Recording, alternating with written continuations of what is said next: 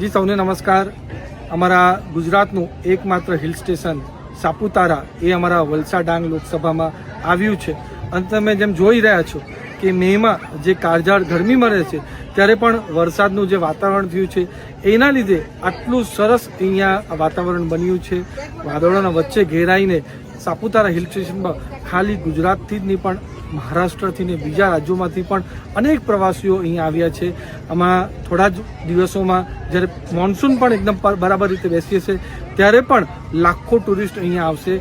બધાને હું વલસાડ ડાંગના સાંસદ તરીકે તમને બધાને હાર્દિક આમંત્રણ આપું છું કે અમારા વલસાડ ડાંગ લોકસભામાં સાપુતારામાં આવીને અમારા સાપુતારાનું હિલ સ્ટેશન પણ માણો, અહીંયાની મહેમાનગતિ પણ માણો અને સાથે સાથે જે અમારી આદિવાસી સંસ્કૃતિ છે, આદિવાસી પરંપરા છે, આદિવાસી ખાણીપીણી છે એ પણ તમે માણો ખાસ કરીને। અને અમારી જે સરસ રીતે અહીંયા જે અમે ટુરિસ્ટ ડેસ્ટિનેશન તરીકે અમારા સાપુતારાને ડેવલપ કરી છે એને વધારવામાં તમે મદદ કરશો। ધન્યવાદ।